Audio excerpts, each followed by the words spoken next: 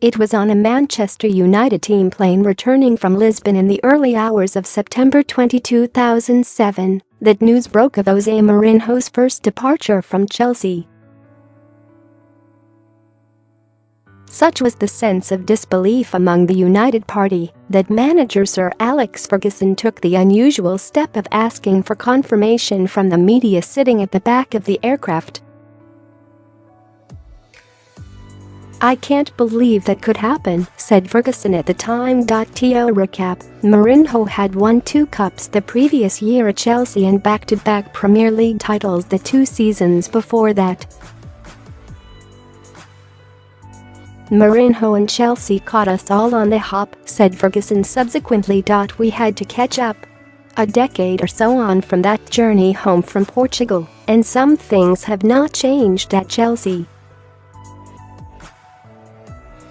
Since the day, a further 10 managers, including Mourinho for a second time and goose-hitting twice, have served under club owner Roman Abramovich. Over that same period, United have had 4 managers, Manchester City and Tottenham 5 each and Arsenal 1.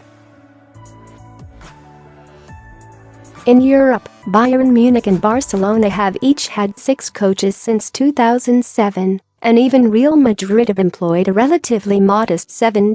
So as we now await what seems to be the inevitable parting of the ways between Chelsea and Antonio Conte, it is clear that the club continue to make mistakes from which they do not learn. Ferguson always thought that Abramovich and his money, arriving as it did some years before City grew rich, would leave his own club and everybody else in the shadow for a number of years. The fact it never happened says more about Chelsea than it does about the rest. Whenever Chelsea have seemed set to take strides forward on the back of a season of success, they allow themselves to be dragged backward towards everybody else. Since Abramovich bought Chelsea in June 2003, the club have won 5 Premier Leagues, 1 Champions League and 7 domestic cups. That is a successful run whichever way you look at it, but would that quintet of league titles have been even more had Chelsea not seen so many managers come and go? Almost certainly it would.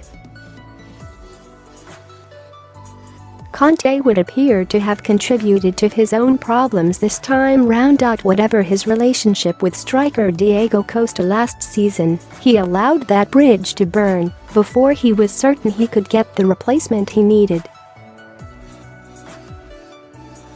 This season, he has failed to adapt to circumstance, and his sense of unease and dissatisfaction has now permeated a playing squad who can no longer remember how to perform on the field. But the underlying issues at Stamford Bridge always remain the same, even if the names involved are different. Player recruitment and the autonomy, or otherwise, of the manager have long been core issues, and until they are settled it is unlikely Chelsea will ever truly reach the kind of hegemony once enjoyed by United and now threatened by City.